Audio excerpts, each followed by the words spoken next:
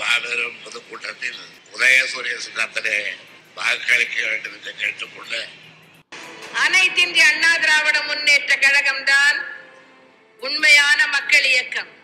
என்னை வாழ வைக்கும் தெய்வங்களான தாய்மார்களே, என் ரத்தத்தில் ரத்தமான உடன்பிறப்பட்ட இப்போ நீங்கள் கேட்ட குரல்கள்லாம் அறிமுகமே தேவையில்லை, ஏன்னா அதெல்லாம் ரொம்ப பரிச்சயமானவை. ஆனால் இப்போ நீங்கள் கேட்டுட்டு இருக்கிறது என்னோட குரல், Ashok from the Madras podcast. Welcome to my show. அரசியல் சதுரங்கம். ஆமாங்க, அரசியல் சதுரங்கம் எவ்வளோ சுவாரஸ்யமான விளையாட்டு. இப்போது நீங்கள் இருக்கிற 2021 யாரெல்லாம் தேர்தலில் நிற்கிறாங்க, யார் ஆளும் கட்சி, யார் எதிர்கட்சி எல்லாம் உங்களுக்கு தெரியும். ஏப்ரல் 6 ஓட்டு போடுறதுக்கு கூட நீங்கள் ரெடியாக இருப்பீங்க. ஆனால் இதெல்லாம் எங்கே தொடங்குச்சு? அரசியலும் வாழ்க்கையும் வேறு வேறு இல்லைங்க. டீ கடை பெஞ்சிலேருந்து ஆரம்பித்து ஜனாதிபதி மாளிகை வரைக்கும் எல்லாமே அரசியல் தான். ஏன் நம்ம குடும்பத்தில் இல்லாத அரசியலா? யாருக்கு பிடிக்கும், யாரை பிடிக்காது, யார்கிட்ட எப்படி பேசணும், யார்கிட்ட எதை சொல்லணும், எதை சொல்லக்கூடாது, எல்லாமே அரசியல் தாங்க. இந்த சின்ன சின்ன அரசியலெல்லாம் ஒரு பக்கம் இருக்கட்டும், நம்ம பெரிய அரசியல் பார்ப்போமா? தமிழ்நாட்டோட அரசியல். இப்போ நம்ம 2021 இருக்கோம். ஆனால் 1946 நம்ம சுதந்திரம் அடைஞ்ச போது அப்போ நடந்த தேர்தல்களில் அப்போது தமிழ்நாடே கிடையாது. அப்போ இருந்தது மெட்ராஸ் மாகாணம். அந்த தேர்தலெலாம் எப்படி நடந்தது, யாரெல்லாம் போட்டியிட்டாங்க, எந்தெந்த கட்சிகள் களத்தில் இருந்தன, அப்போ நடந்த அரசியல் சுவாரஸ்யங்கள் எல்லாம் என்ன, இதெல்லாம் நம்ம தெரிஞ்சுக்கணுன்னா ஒரு டைம் மிஷினில் ஏறி 1945 செப்டம்பர் மாதம் 19 போகணும். அப்போது இந்தியாவோட வைஸ்ராயாக இருந்தது லார்ட் வெவல். அவர் ஒரு முக்கியமான அறிவிப்பை அன்னைக்கு வெளியிட்டிருந்தார். அவரோட மன ஓட்டம் என்னமோ, இனிமே இந்தியாவை நம்ம அடிமைப்படுத்தி ஆள்றதுங்கிறது ஒரு அசாத்தியமான வேலைங்கிறது அவங்களுக்கு கிட்டத்தட்ட புரிஞ்சு போயிடுச்சு. இங்கிலாந்து அரசு இந்தியா விட்டு வெளியில் போகணுன்ற முடிவு கிட்டத்தட்ட எட்டப்பட்டு இருந்த காலம் அது. அப்போ தான் ஒரு அறிவிப்பை லார்ட் வெவல் வெளியிடுறாரு. அதாவது அடுத்த வருஷம் இந்தியாவில் தேர்தல் நடத்தப்படும், மக்கள் தங்களோட அரசுகளை அந்தந்த மாகாணத்தில் தேர்ந்தெடுக்கலாங்கிறது. இந்த தேர்தலோட நோக்கமே தங்களுடைய மக்கள் தேர்ந்தெடுக்கப்பட்ட அரசு வந்த பிறகு அவங்கள்ட்டையே அரசுடைமையை ஒப்படைச்சிட்டு இந்தியா விட்டு வெளியேறதா தான் இருந்தது. அதற்காக தேர்தல் ஆயத்தங்கள் மிக விமர்சையாக பிரம்மாண்டமாக ஆரம்பமாச்சு. உங்களுக்கே தெரியும், அந்த காலத்தில் காங்கிரஸ் கட்சி தான் இந்தியா முழுக்க வியாபிச்சிருந்தது. முஸ்லீம்கள் அதிகமாக இருந்த இடத்துல முஸ்லீம் லீக், அதை தவிர்த்து இந்திய கம்யூனிஸ்ட் கட்சி, இவங்க 3 பேரும் தான் களத்தில் மும்முனை போட்டி ஏற்படுத்தி பிரதானமாக இருந்தாங்க. தமிழ்நாட்டை பொறுத்த வரைக்கும் காங்கிரஸில் ராஜாஜி, காமராஜர், டி பிரகாசம் உள்ளிட்ட தலைவர்கள் இருந்தாங்க. அவங்களுக்கு அறிமுகமும் தேவையில்லை. ஏற்கனவே சுதந்திரத்துக்காக போராடிய காங்கிரஸ் கட்சின்ற பேருனால எங்கே நின்னாலும் ஜெயிக்கலாம் அப்படிங்கிற ஒரு நிலைமை அவங்களுக்கு இருந்துச்சு. அதே பக்கம் முஸ்லீம்கள் அதிகமாக இருக்கக்கூடிய இடங்களில் முஸ்லீம் லீக் செல்வாக்காக இருந்தது. ஆனால் கம்யூனிஸ்ட் கட்சியில் வெறும் ஜீவா மற்றும் பி ராமமூர்த்தி போன்றவர்கள் மட்டும்தான் இருந்தாங்க. 1946 ஜனவரியில் ஆரம்பித்த இந்த மாகாண தேர்தல்கள் ஏப்ரல் மாதம் வரைக்கும் நீடிச்சது. ஆனால் அறுதி பெரும்பான்மை என்னமோ சொல்லி வச்ச மாதிரி காங்கிரஸுக்கு தான் கிடச்சிது. அதுக்கு அடுத்தது முஸ்லீம் லீக், அப்புறம் கம்யூனிஸ்ட் கட்சி 3வது இடத்துல வந்தது. அதாவது 205 இடங்களுக்கு நடந்த தேர்தலில் 165 இடத்துல காங்கிரஸும், 18 இடங்களில் முஸ்லீம் லீகும், எஞ்சிய இடங்களில் சுயேட்சைகளும், கம்யூனிஸ்ட் கட்சிக்கு வெறும் 2 இடம் மட்டும்தான் கிடச்சிருந்தது.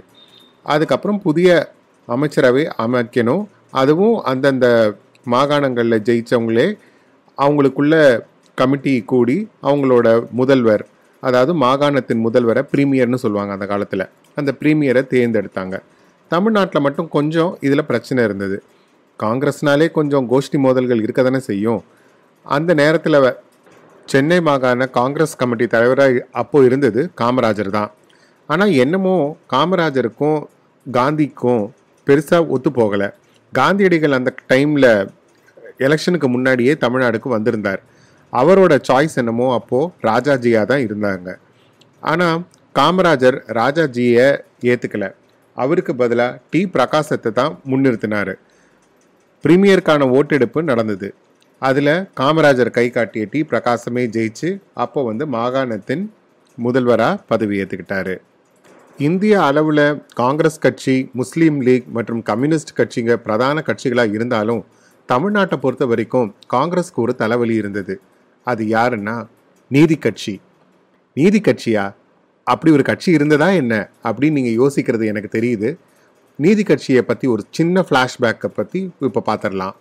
நீதி கட்சி எதுக்கு ஆரம்பிச்சது, எதனால் ஆரம்பிச்சதுன்னா, சென்னை மாகாணத்தை பொறுத்த வரைக்கும் கல்வி, வேலைவாய்ப்பு, சமூக அந்தஸ்து, அதிகாரம் இது எல்லாமே ஒரு குறிப்பிட்ட மேல்தட்டு பிராமண வகுப்பை சேர்ந்தவங்கக்கிட்ட மட்டுமே இருந்தது அப்படிங்கிறது அந்த காலத்திலிருந்தே இருந்துட்டு வந்திருந்தது. மக்கள் தொகை அடிப்படையில் சிறுபான்மையரும் சாமானியர்களும் பொதுமக்களும் அதிகமாக இருந்தாலும் அவங்களுக்கான உரிமைகள் மற்றும் அவங்களுக்கு தேவையான இடஒதுக்கீடு எதுவுமே அந்த காலத்தில் கிடைக்கல. அது எல்லாமே அந்த மேல்தட்டு வகுப்பு மக்களுக்கு மட்டுமே போய் சேர்ந்ததுன்ற ஆதங்கம் எல்லாருக்கும் இருந்துகிட்டு இருந்தது. அதை முறியடிக்கிறதுக்கு 1916ஆம் ஆண்டு தான் தென்னிந்திய நல உரிமை சங்கம் அப்படின்னு ஒன்று ஆரம்பித்தாங்க. இதோட பின்னணியில் இருந்தவங்க முக்கியமாக 3 பேர்: பி.டி. தியாகராய செட்டியார், டி.எம். நாயர் மற்றும் சி. நடேச முதலியார். இவங்களோட கட்சிக்கு 2 முக்கிய கொள்கைகள் இருந்தது. அதாவது பிராமணர்கள் இல்லாத மற்றவர்களுக்கு சம உரிமை, அதுபோக வகுப்பு வாரி இடஒதுக்கீடு. இந்த 2க்காகவும் தான் அந்த கட்சி தனியாக ஒரு பத்திரிகை கூட ஆரம்பித்தாங்க. அது பேர் தான் ஜஸ்டிஸ். பிறகு அந்த சங்கத்துக்கே நீதி கட்சின்னு பேரை மாற்றி வச்சுக்கிட்டாங்க. 1916 ஆரம்பிக்கப்பட்ட இந்த ஜஸ்டிஸ் பார்ட்டி, அதாவது நீதி கட்சி, 1920 நடந்த தேர்தலையே ஆட்சியை பிடிச்சது. அது மட்டும் இல்லை, அதுக்கு அடுத்து வந்த தேர்தல்கள்லையும் நீதி கட்சியே வென்றுச்சு. அந்த காலத்தில் காங்கிரஸ் கட்சி நேரடியாக போட்டிகளில் இறங்கலை. ஏன்னா ஒத்துழையாமை இயக்கத்தில் காந்தியடிகள் பின்பற்றி இருந்த அந்த சிந்தனையில் காங்கிரஸ் கட்சி ரொம்ப முனைப்போட செயல்பட்டுக்கிட்டு இருந்தது. அதனால் இந்த நீதி கட்சியோட வளர்ச்சியை அப்போ காங்கிரஸால் தடுக்க முடியல. ஆனால் அதே சமயம் காங்கிரஸிலிருந்து ஒரு கிளை கட்சி உருவாச்சு. அது பேர் தான் ஸ்வராஜ்ய கட்சி. இந்த ஸ்வராஜ்ய கட்சிக்கும் நீதி கட்சிக்கும் தான் தேர்தலில் கடும் போட்டி ஏற்பட்டு கடைசியில் ஸ்வராஜ்ய கட்சி ஆட்சியை அமைச்சாங்க.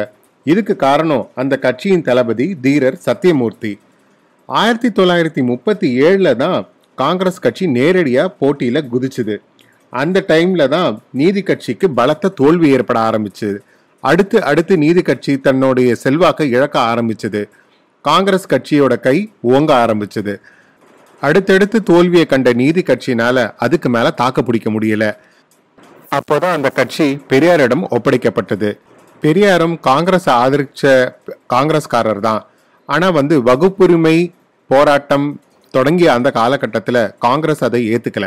அதனால அவர் காங்கிரஸை விட்டு விலகி வந்தார். வகுப்பு வரை இடஒதுக்கீடு, சமூக நீதி, பகுத்தறிவு அப்படின்னு பெரியாரோட பாதை மாறிக்கிட்டு இருக்கும் போதே அவர் தனக்குன்னு ஒரு சுயமரியாதை இயக்கத்தை ஆரம்பிச்சிட்டு இருந்தார். அந்த சுயமரியாதை இயக்கம் நடந்துகிட்டு இருக்கும் போது தான் நீதி கட்சி அவர்கிட்ட சேர்ந்துச்சு. அதனால நீதி கட்சியை பேரை மாற்றி திராவிட கழகம் அப்படின்னு பேர் சூட்டினாரு. ஆனால் இந்த திராவிட கழகத்தில் எந்த தேர்தலையும் போட்டியிடாது, அது சமூக சீர்திருத்தத்துக்கான ஒரு இயக்கம் மட்டும்தான் அப்படிங்கிறதுல பெரியார் ரொம்ப தெளிவாக இருந்தார். ஆனால் பிற்காலத்தில் இதே கழகம் திராவிட முன்னேற்ற கழகம்னு பேரை மாற்றி தேர்தலில் குதிச்சு பிறகு அவங்க தமிழ்நாட்டிலையும் ஆண்டாங்கங்கிறது தான் வரலாறு. அது எப்படி சாத்தியமாச்சு? அண்ணாதுரை யார்? அண்ணாதுரைக்கும் பெரியாருக்கும் என்ன சம்பந்தம்? இது எல்லாம் தெரிஞ்சுக்கணும்னா என்னோட அடுத்த பாட்காஸ்டுக்கு காத்துட்டு இருங்க. அது வரைக்கும் உங்களிடமிருந்து விடை பெறுவது Ashok from the Madras podcast.